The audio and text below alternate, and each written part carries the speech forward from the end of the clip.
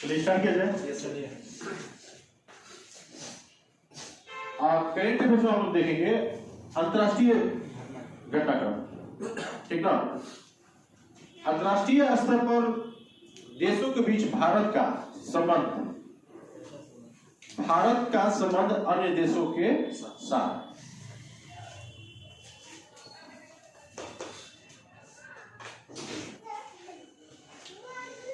इसके लिए हम लोगों को वर्तमान जो स्थिति है वर्ल्ड की, उसको क्या करना होगा, समझना होगा। तो कुछ आप लोग अपने तरफ से पहले बताइए कि विश्व में क्या परिदृश्य इस समय चल रहे हैं। इस समय तो सर कोरोना काल है, कोरोना का समय है। कोरोना महामारी फैली हुई है, पूरे वर्ल्ड इसके चपेट में है। और वर्तमान परिदृश्य क्या है?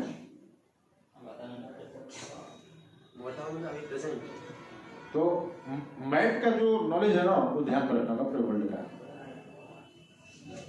तो हम लोग एक मैप बनाते हैं वर्ल्ड का।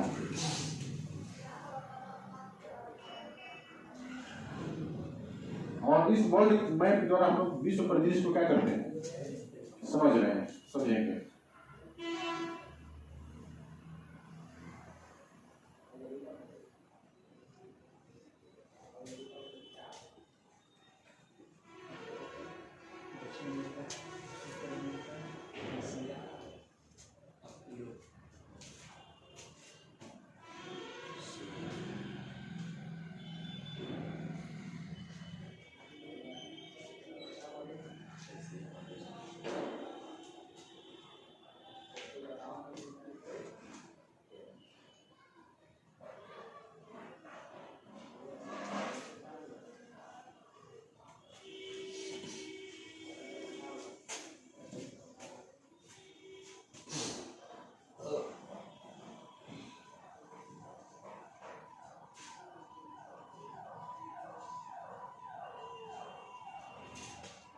ये पूरा वर्ल्ड बन गया।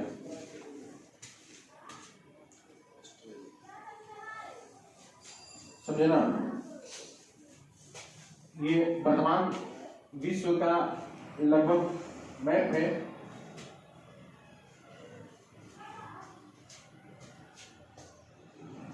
बनाया लगभग में ना। इसमें आप देखेंगे कि यहां से हम लोग चलना पड़ेगा। भारत कब आजाद हुआ? 15 अगस्त 1947 को। अगर विश्व परिदृश्य में देखें कि द्वितीय विश्व युद्ध की समाप्ति एक महत्वपूर्ण मोड़ है। कब हुआ था इसका समाप्ति? 1945। द्वितीय विश्व युद्ध की समाप्ति हुई थी 1945 में। और पूरा वर्ल्ड इसके बाद दो ध्रुवों में विश्व का पोलराइजेशन हो गया था, दो कंट्री में। 1945 के बाद समाप्ति 1945, और इसके बाद विश्व दो ध्रुवों में बट गया।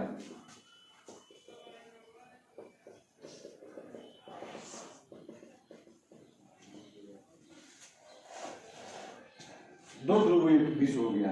यानी दो ध्रुवीय विश्व कहने का मतलब कि यहाँ पर गुटबाजी क्या होती है, शुरुआत होती है। और पूरा वर्ल्ड कितने गुटों में बट गया? दो गुट में। America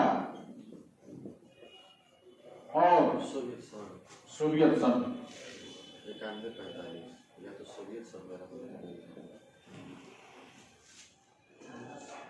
Soviet union. ये दो ध्रुवों में क्या हो गया, वर्ल्ड बट गया। और यही से फिर शुरुआत होता है वर्ल्ड के देशों का आपस में रिलेशनशिप, ठीक ना। और ये जो रिलेशन यहां से क्या हो रहा है, प्रारंभ हो रहा है, इन दोनों के हितों पर आधारित होता है। ये दोनों एक ही बात करते हैं, या तो आप अमेरिका तरफ हैं या आप रूस की तरफ हैं। तो जो देश अमेरिका की तरफ गया वो अमेरिका का क्या हुआ, दोस्त हुआ। और जो देश सोवियत संघ की तरफ गए वो अमेरिका के क्या हुए? दुश्मन और सोवियत संघ के दोस्त। और जो अमेरिका की तरफ गए वो सोवियत संघ के दुश्मन और अमेरिका के दोस्त हुए। समझे? लेकिन भारत इन दोनों में से किसी भी गुट में नहीं गया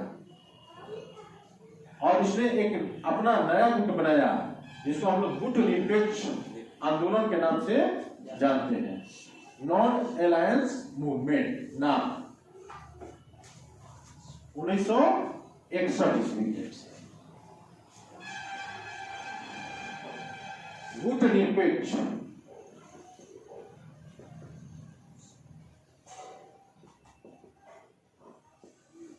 आंदोलन, नॉन अलायंस मूवमेंट नाम इसका शॉर्ट में 1961 ईस्वी में ये अस्तित्व में आता है।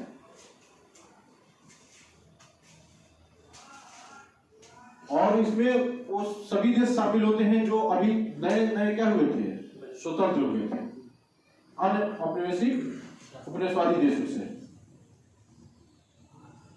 तो इस सिस्टम से जब भारत जो है ना गुट निरपेक्ष आंदोलन का प्रादुर्भाव हुआ और भारत इसमें प्रमुख रोल निभाया। इसमें भारत, मिस्र और इंडोनेशिया, इन तीनों देशों ने महत्वपूर्ण भूमिका निभाया और बहुत सारे देश इसमें शामिल हुए। यानी इस गुट निरपेक्ष आंदोलन का प्रमुख उद्देश्य क्या था? न हम अमेरिका की तरफ जाएंगे और न सोवियत संघ की तरफ जाएंगे। समझे ना? लेकिन पाकिस्तान उसमें से, चूंकि भारत और पाकिस्तान का जो कॉन्फ्लिक्ट है, जो डिस्प्यूट है, झगड़ा है, वो आजादी के बाद से ही शुरू हो गया था। आजादी के बाद से ही वो कॉन्फ्लिक्ट बन गया था। तो ऐसी स्थिति में क्या हुआ कि पाकिस्तान किसके साथ चला गया? अमेरिका के साथ। और अमेरिका ने पाकिस्तान को पूरा सहयोग किया और बहुत सारे क्या किए, हथियार दिए। यहां तक कि 1971 ईस्वी में जो भारत पाकिस्तान युद्ध हुआ था उसमें अमेरिका ने अपना 7वां बेड़ा भी क्या कर दिया था, भेज दिया था। समझे ना? देखिए, जब परिस्थितियां कुछ इस तरह से होने लगी कि भारत पर पाकिस्तान द्वारा काफी क्या किया जाने लगा, चाइना द्वारा प्रेशराइज और पाकिस्तान द्वारा प्रेशराइज किया जाने लगा, तो धीरे धीरे भारत का झुकाव सोवियत संघ की तरफ होता है। लेकिन पूरी तरह से उसके गुट में नहीं आता है भारत, लेकिन झुकाव किसकी तरफ शुरू हो जाता है? सोवियत संघ की तरफ। और सोवियत संघ भारत को क्या करता है, ये हेल्प करने के लिए तैयार हो जाता है। वो कहता है कि ठीक है, मेरी तरफ नहीं है तो आप अमेरिका की तरफ भी नहीं, हम आपको सहायता देंगे। और क्या करता है रूस? पूरी तरह से भारत की सहायता करने लगता है। और 1971 की लड़ाई में जब 7वां बेड़ा भेजे हुए था अमेरिका, तो रूस भी उस बेड़े के पीछे पीछे उसका क्या कर रहा था, निगरानी कर रहा था कि कहीं यह हमला न करे भारत पर। अगर ऐसी स्थिति होगा तो हम भी इसको क्या करेंगे, भारत की तरफ से मुंहतोड़ जवाब देंगे। और भारत को ये पता नहीं था। बाद में जाकर रूस के जो अधिकारी है यहां पर आकर बताए कि आपको चिंता करने की जरूरत नहीं थी 7वें बेड़े से, क्योंकि हम उसके पीछे थे और उस पर हम निगरानी रख रहे थे।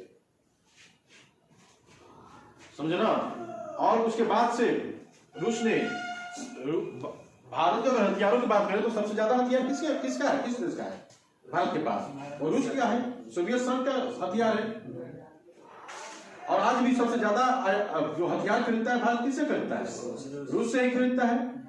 हाल के दिनों में अमेरिका की तरफ इससे झुकाव भारत का हुआ है, लेकिन रूस के साथ संबंध अभी भी क्या है, बना हुआ है। तो इस तरह से भारत और पाकिस्तान का जो रिलेशनशिप बना, परम से तनाव भरा। और पाकिस्तान का झुकाव किधर क्यों, अमेरिका की तरफ, और भारत का झुकाव किधर क्यों हुआ, सोवियत संघ की तरफ।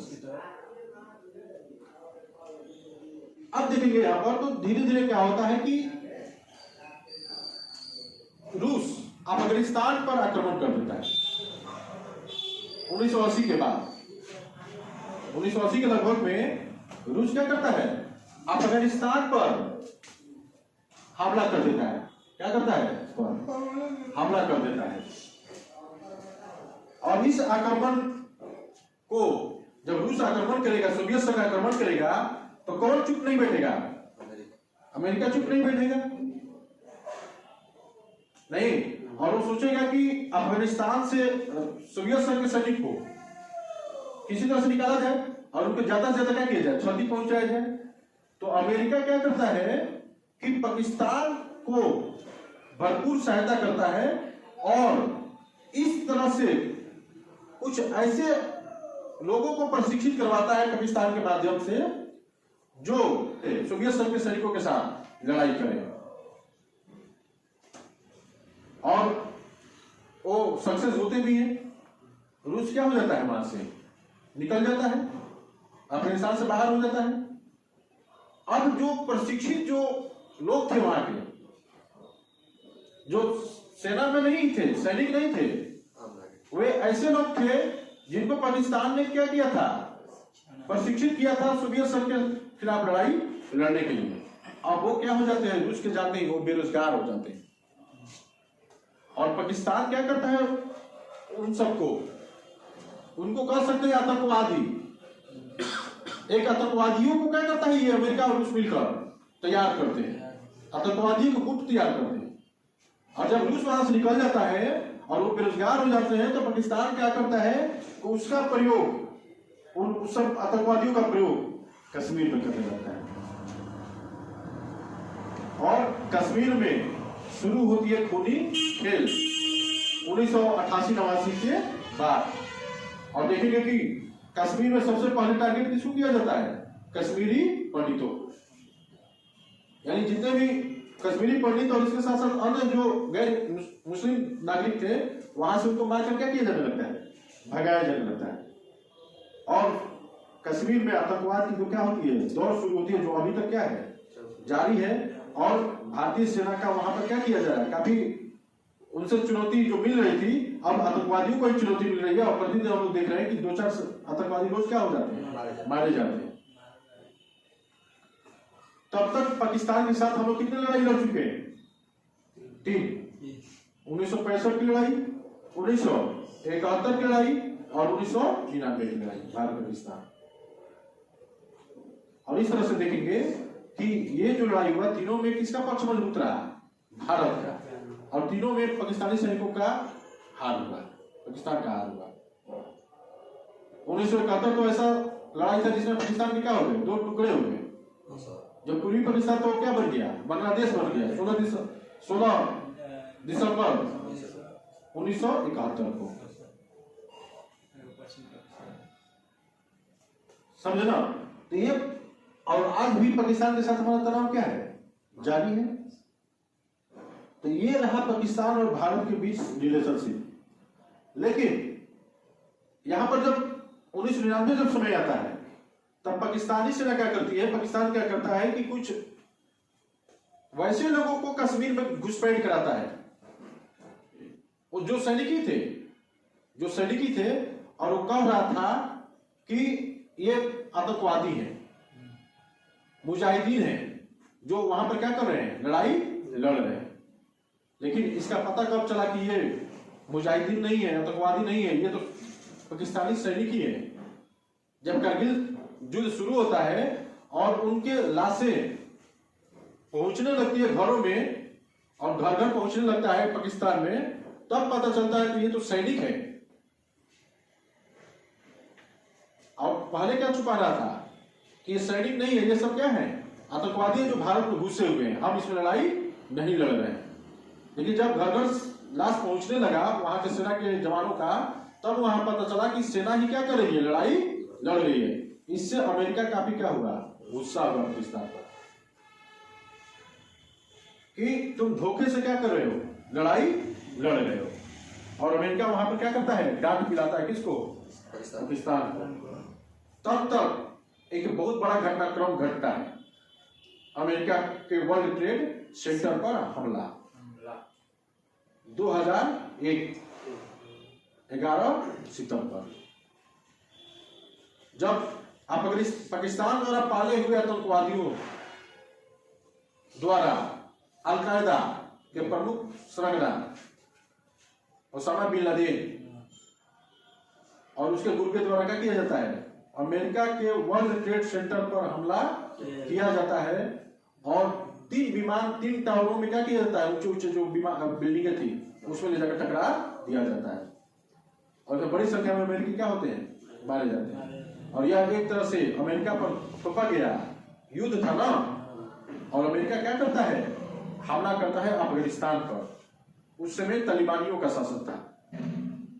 1996 से लेकर 2001 तक किसका शासन था, तालिबानियों का शासन था। तालिबानियों के शासन के दौरान ही ये हमला हुआ था।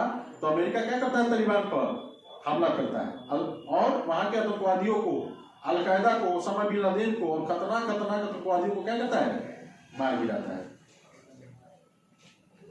और उस समय उसको पता चलता है कि ये आतंकवादी पाकिस्तान द्वारा क्या है, पोषित है। और भारत अमेरिका को यह समझाने में कामयाब हो जाता है कि कश्मीर से लेकर पूरे वर्ल्ड में अगर आतंकवाद को फैलाने में किसी का हाथ है तो कौन है, पाकिस्तान है। और यहाँ पर दो धातु तलवार पर पाकिस्तान आ गया। एक तो उन्हीं लोगों को क्या कर रहा था, सहायता कर रहा था। अब अमेरिका के साथ उसको क्या करना पड़ेगा, उन्हीं के खिलाफ लड़ाई लड़ना पड़ेगा। और यहाँ पर 2 तरीके से काम करता है। एक तरफ से वो लड़ाई लड़ता भी है और दूसरी तरफ से उनका क्या करता है, हेल्प भी करता है। और सारे आतंकवादियों को क्या करता है, अपने यहाँ पनाह देता है। जिसमें से ओसामा बिन लादेन को भी उसने पनाह दी हुआ था। और अमेरिका को ये पता चल गया था कि ये कहाँ छिपा हुआ है, और पाकिस्तान में ही छिपा हुआ था, इस्लामाबाद में। और इस्लामाबाद में क्या किया जाता है, अमेरिकी सेना द्वारा, जो नेवी सील कमांडो थी अमेरिका की, उसके द्वारा एक ऑपरेशन चलाया जाता है। और उस ऑपरेशन में क्या होता है, ओसामा बिन लादेन मारा जाता है। नहीं, और इस तरह से अमेरिका ये धीरे धीरे समझ जाता है कि पाकिस्तान जो है ना, आतंकवादियों को क्या कर रहा है, पनाह दे रहा है। और धीरे धीरे उस पर क्या करने लगता है, प्रेशर, दबाव डालने लगता है आतंकवाद को कम करने के लिए। लेकिन फिर भी पाकिस्तान मानता नहीं है और अपना जो एजेंडा था उसको क्या किया लगता है, बढ़ावा दिया, दिखाने के लिए वो आतंकवादियों के खिलाफ लड़ रहा है, लेकिन दूसरी तरफ से क्या कर रहा था, उनको हेल्प दे रहा था। अब 1999 के बाद धीरे धीरे अमेरिका धीरे धीरे भारत की ओर क्या हुआ, झुकाव शुरू हुआ। क्योंकि वो समझ गया था कि पाकिस्तान जो है ना, यही असली आतंकवादियों को पनाह देने वाला देश है। और उसको क्या करता है, वहां से धीरे धीरे, और पाकिस्तान का झुकाव किधर की ओर धीरे धीरे बढ़ता है, चीन की तरफ। पाकिस्तान का संबंध बढ़ता है चीन की तरफ, और अमेरिका का संबंध बढ़ता है धीरे धीरे झुकाव किधर की ओर, भारत की ओर। और चूंकि अमेरिका के लिए भारत क्या था, बहुत बड़ा मार्केट था ना।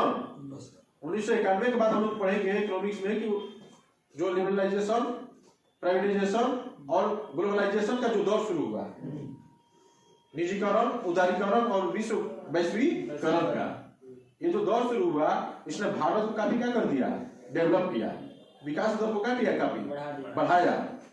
और इससे पूरे देश के कंपनियां भारत आना चाहती थी, क्योंकि बहुत बड़ा क्या बन गया था, मार्केट बन गया था। अब भारत को इग्नोर करना अमेरिका के लिए नामुमकिन था, और भारत को इग्नोर नहीं कर सकता था। अब भारत को जब इग्नोर नहीं कर सकता था, तो फिर उसको क्या चाहिए, बड़ा मार्केट चाहिए। और इग्नोर कर देगा तो इस बड़े मार्केट से क्या हो जाएगा, वंचित हो जाएगा। और इस मार्केट के एवज में पाकिस्तान का मार्केट कुछ भी नहीं है, ये चीज वो समझ रहा था।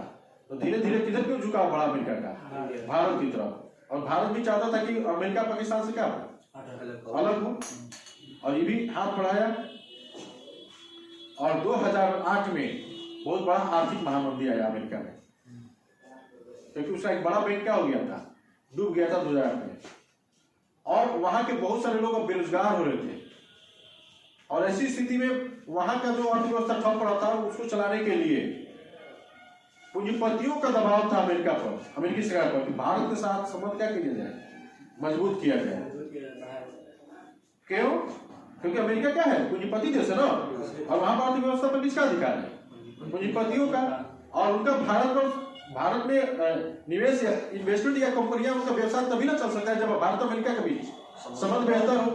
तो ऐसी स्थिति में वो अमेरिकी सरकार पर प्रेशर डालने लगे, दबाव डालने लगे कि भारत के साथ संबंध क्या किया जाए, बेहतर किया जाए और बाजार को क्या किया जाए और बढ़ाया जाए।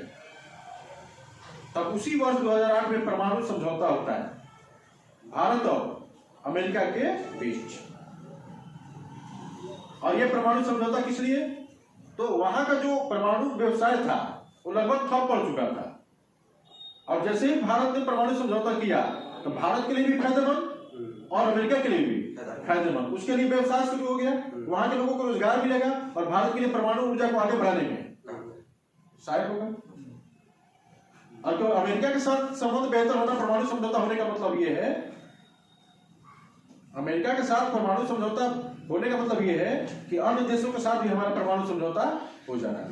जैसे उसके जितने भी सहयोगी देश हैं, ऑस्ट्रेलिया, कनाडा, और ऑस्ट्रेलिया कनाडा में बड़े पैमाने पर यूरेनियम है और वहां से हमारा आयात क्या हो जाएगा, आसान हो जाएगा यूरेनियम का। क्योंकि यूरेनियम का आयात ऐसे कोई नहीं करेगा, कोई भी देश आपको यूरेनियम नहीं देगा जब तक विश्वास में नहीं लीजिए, क्योंकि वो सभी किसी देशों के पास वो टेक्नोलॉजी है परमाणु ऊर्जा चलाने का और यूरेनियम भी उन लोगों के पास है। तो ऐसी स्थिति में कनाडा और ऑस्ट्रेलिया से यूरेनियम लेना हमारे लिए क्या हो गया, आसान हो गया। और भारत को ये अधिक से अधिक लाभ भी मिलने लगा कि वो परमाणु ऊर्जा का क्या कर सकता है, परमाणु यूरेनियम का संवर्धन कर सकता है। और इस तरह से भारत के साथ अमेरिका का संबंध बेहतर होने लगे और व्यापार क्या होगा, काफी आगे बढ़ा।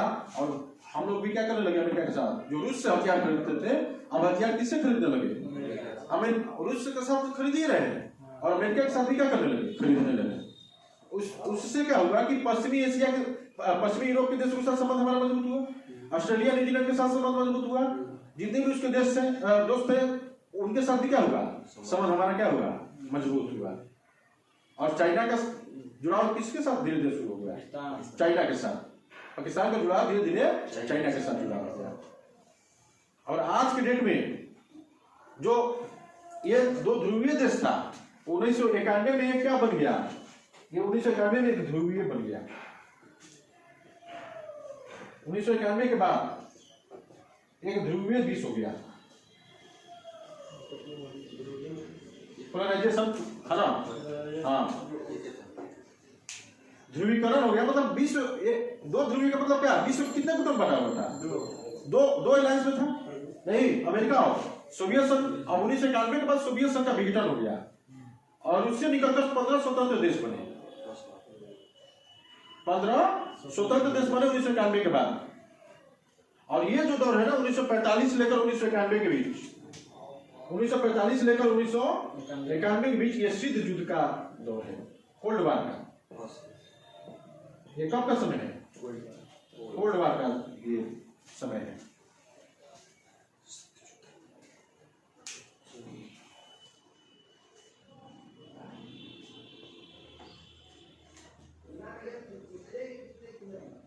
कोल्ड वार शीत युद्ध का मतलब यानी हथियारों से लड़ाई नहीं लड़ा जाएगा, वाक युद्ध, शब्दों से युद्ध लड़ा जाएगा और प्रत्येक देश को अपनी तरफ लाने की कोशिश की जाएगी। अमेरिका सोचेगा ज्यादा से ज्यादा देश किसकी तरफ हो, हमारे तरफ हो। सोवियत संघ सोचेगा ज्यादा से ज्यादा हमारे तरफ हो।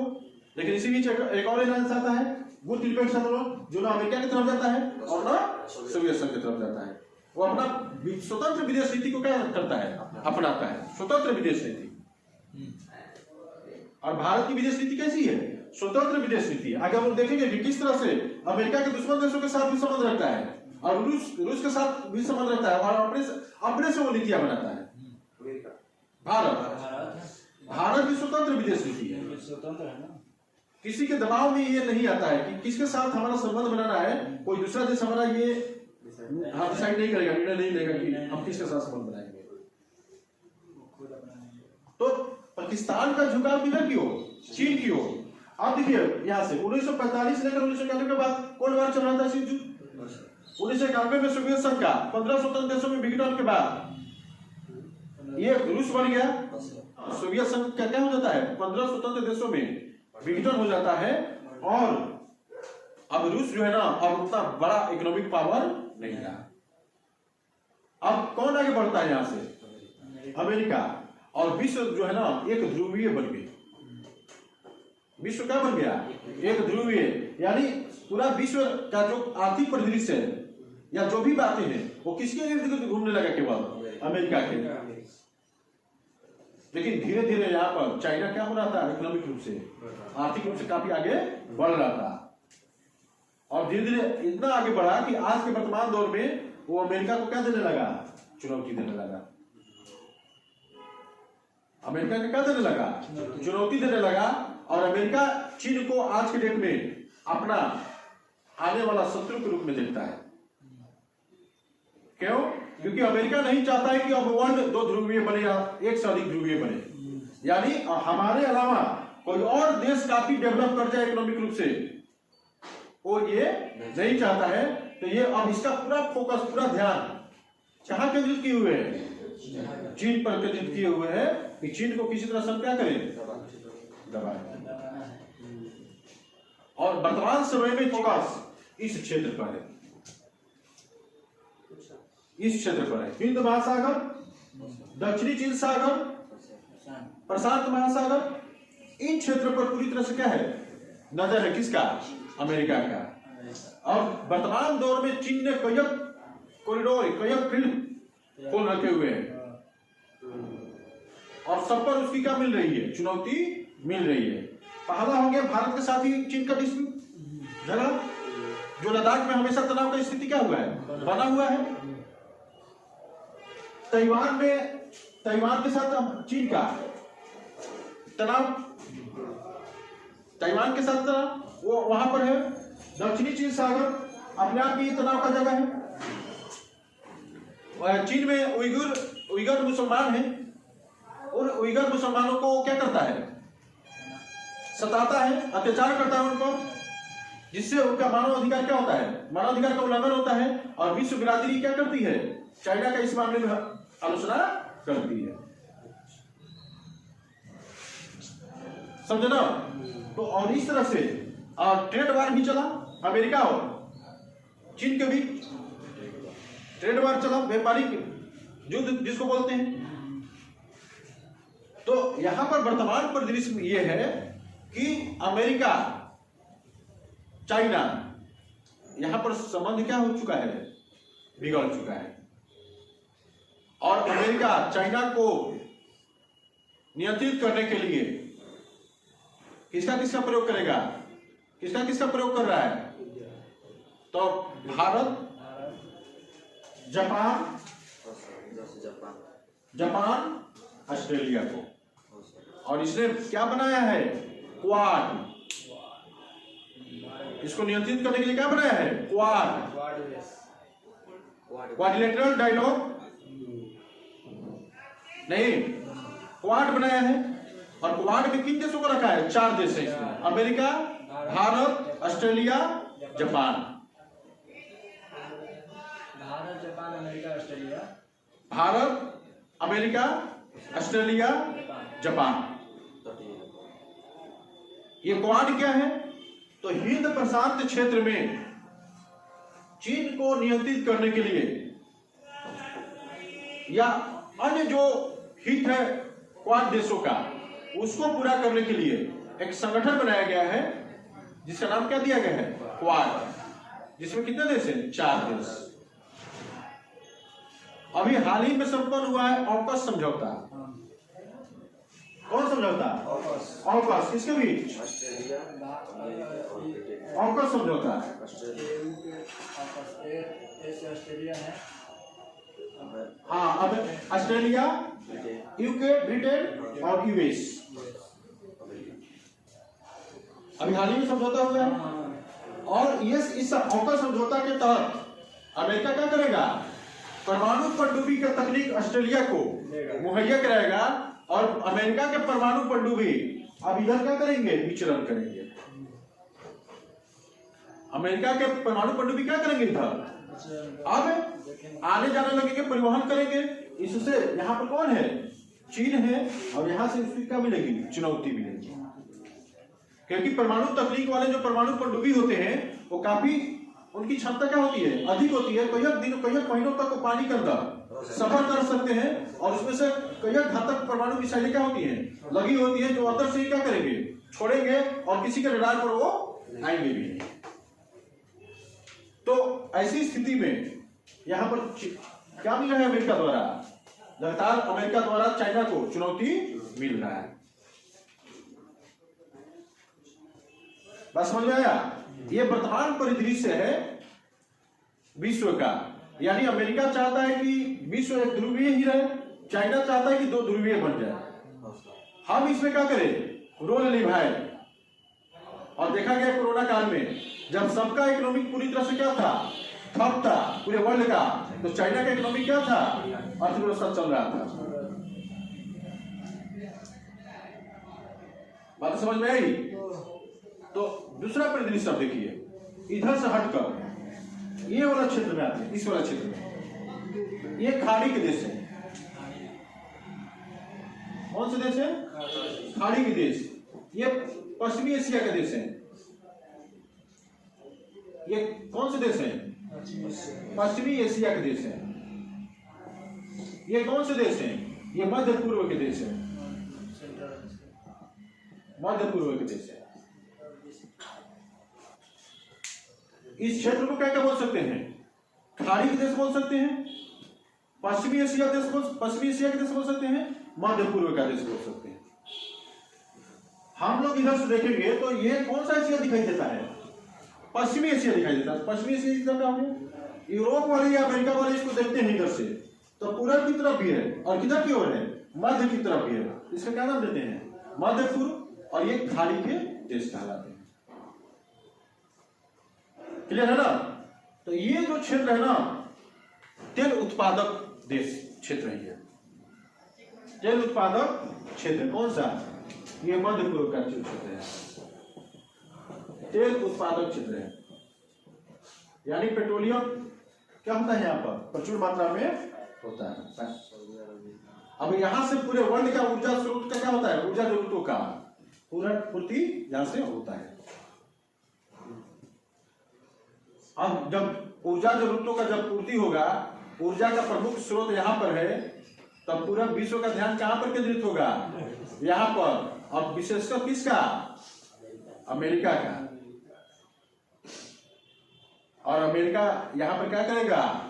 यहाँ पर अपना हस्तक्षेप जारी रखेगा ना। तो यहाँ के जो देश है ना, दो गुटों में बटे हुए हैं।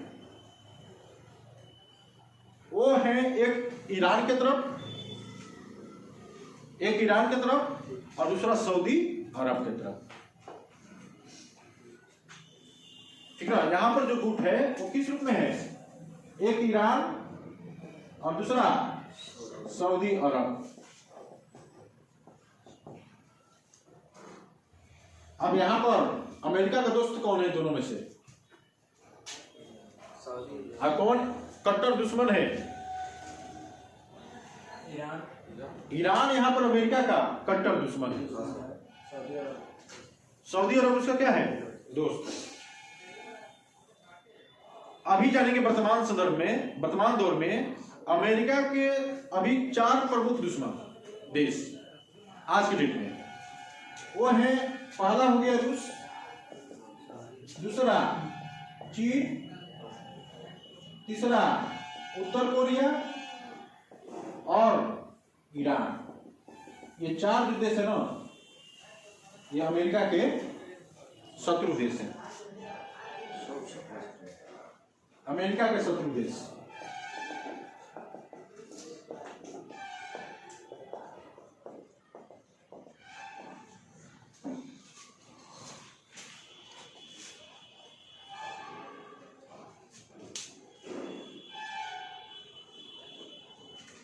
इसके अलावा और भी होंगे, लेकिन जग जाहिर है ना, विश्व पूरा जानता है कि ये चारों देश जो है ना, अमेरिका के साथ अच्छा संबंध नहीं रखते।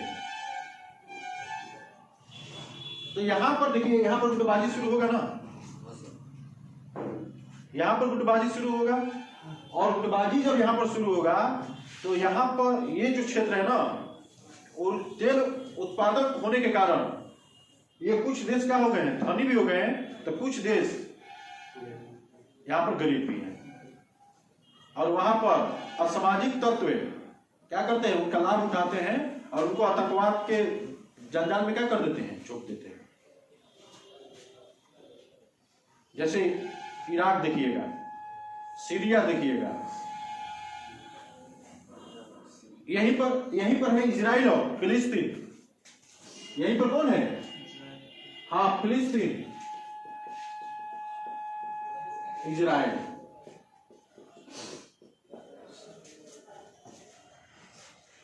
कौन यहां पर अमेरिका का परम दोस्त है? इजराइल यहां पर अमेरिका का क्या है, दोस्त है। और इजराइल क्या किए हुए है, फिलिस्तीन पर हमेशा यहां पर देखिएगा कि वो हमला करते रहता है।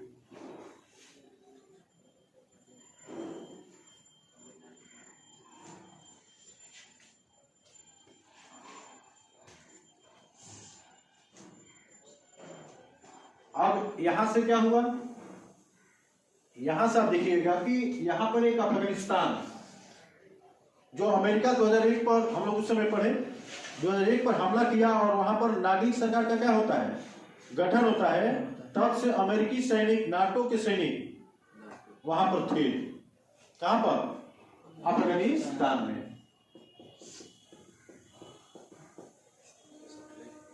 यहां पर थे 2001 से लेकर 2020 अगस्त तक। यहां पर अमेरिका नाटो सेना के साथ क्या था, उपस्थित था। कहां? अफगानिस्तान में। और अफगानिस्तान में जैसे ही एकाएक क्या करता है, अफगानिस्तान से जैसे ही अमेरिकी सैनिक क्या होता है, अमेरिका यहां से निकलता है, वहां के तालिबान जो 1996 से 2001 का शासन किया था, पुनः क्या कर लेता है, अफगानिस्तान पर कब्जा कर लेता है। और यहां पर विश्व परिदृश्य क्या हो जाता है, पूरी तरह से चेंज हो जाता है। बात क्लियर हुआ? तो यही तक रहने देना, कल इसके आगे हम लोग क्या करेंगे, पढ़ाएंगे।